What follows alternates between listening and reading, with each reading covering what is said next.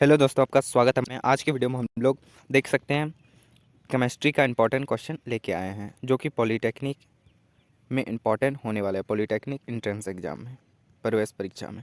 तो वीडियो को जरूर से देखिए।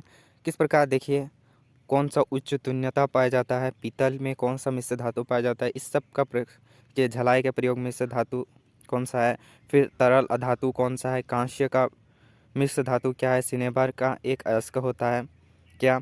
तो इस प्रकार का प्रश्न हम एक ही बार में बताएंगे जो कि एक दो क्वेश्चन आ सकता है इससे रिलेटेड। तो इस वीडियो को पूरा देखिएगा। तो पहला क्वेश्चन देखते हैं। ये इस प्रकार क्वेश्चन रह सकता है, एक ऐसे धातु का नाम बताए जो कमरे के ताप पर द्रव होता है। कमरे के ताप पर क्या होता है? द्रव होता है, लिक्विड होता है। वो है पारा यानी कि मरकरी। इसका आंसर हो जाएगा, जोर से याद रखिएगा, इम्पॉर्टेंट है, ये सब पूछ सकता है।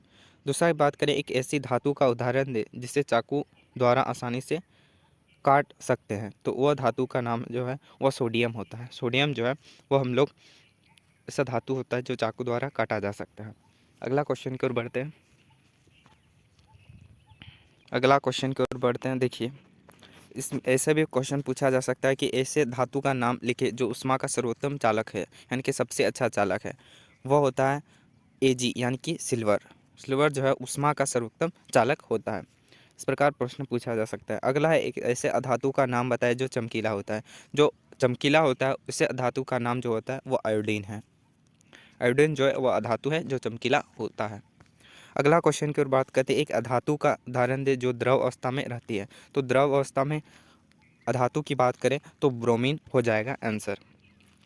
अगला क्वेश्चन की बात करते हैं, एक ऐसी अधातु का नाम लिखिए जो विद्युत का सुचालक होता है। तो अधातु में विद्युत का सुचालक होता है, विद्युत का चालन करता है, वो होता है ग्रेफाइट। तो ग्रेफाइट जो है इसका राइट आंसर हो जाएगा। अगला क्वेश्चन की ओर बढ़ते हैं कि ऐसे धातु का नाम लिखिए जो उष्मा का अल्पतम चालक होता है। वो होता है लेड। लेड जो होता है वह उष्मा का अल्पतम यानी कि न्यूनतम चालक होता है धातु में बात करें। अगला क्वेश्चन की ओर बढ़ते हैं। देख सकते हैं, एक ऐसे धातु का नाम लिखिए जो हथेली पर रखने से या पिघलने लगती है। तो गैलियम। ये बहुत बार पूछा गया है पॉलीटेक्निक में। आप पीछे पॉलीटेक्निक का क्वेश्चन देख सकते हैं। इन सब जो है वो इम्पोर्टेंट है, कभी ना कभी पूछा गया है इससे रिलेटेड। तो इसको नज़रअंदाज ना करें, इसको पढ़ के जरूर जाए। तो आपका आंसर जो है वो हो जाएगा गैलियम। हथेली पर रखने पर जो है वह पिघलने लगता है, वो होता है गैलियम।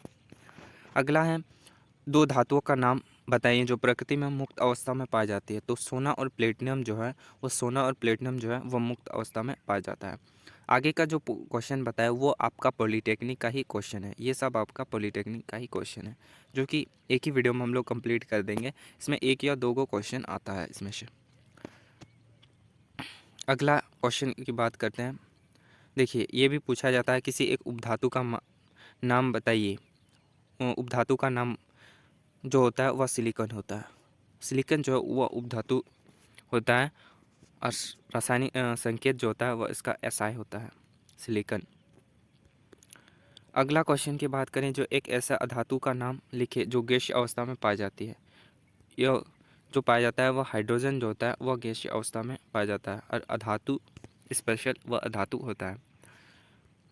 अगला है, सिनेबार किस धातु का अयस्क है। तो सिनेबार जो है वह पारद यानी कि Hg यानी कि मरकरी जो है वह उस धातु का अयस्क है। ये भी पूछा गया है 2021 ना 22 में कि सिनेबर किस धातु का अयस्क है, मरकरी, और इसका जो रासायनिक सूत्र जो होता है Hgs होता है। ये भी याद रखिएगा।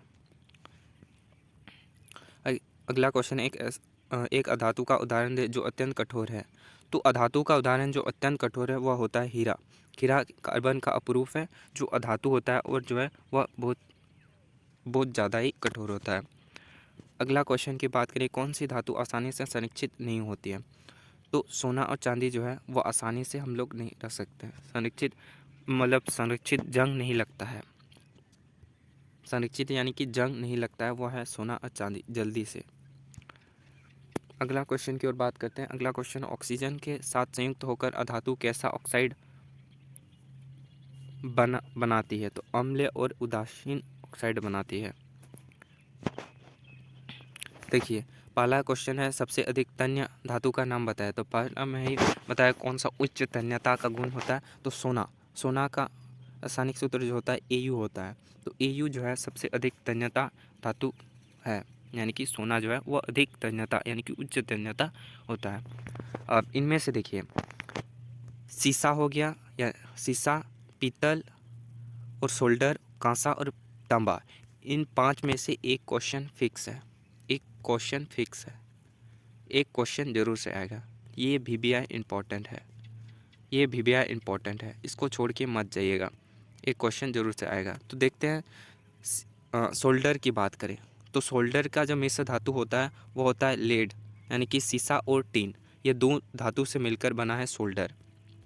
आप पिछले पेपर का देख लीजिए 2021, 22, 23, 24, इनमें से किसी न किसी में पीतल या सोल्डर पूछा गया है, या कांसा पूछा गया है, पीतल पूछा गया है। इसमें कौन सा मिश्र धातु पाया जाता है, ये बहुत ही इंपॉर्टेंट है।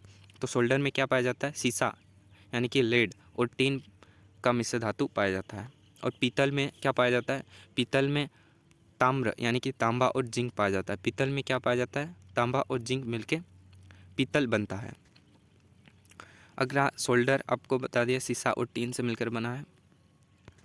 इसमें दो मिश्र धातु मिलकर सोल्डर बनता है, शीशा और टीन।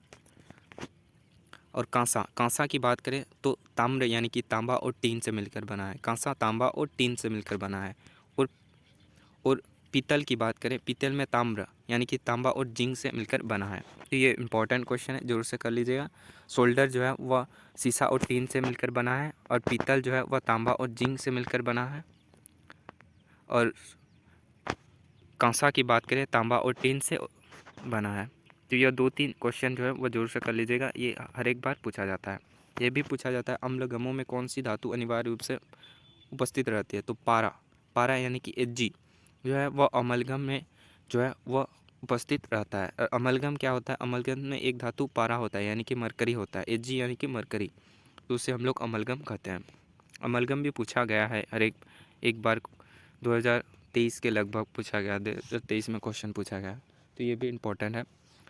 अगला है इस्पात में कौन सी अधातु उपस्थित रहती है, तो कार्बन जो है वह इस्पात में अधातु के रूप में उपस्थित रहता है।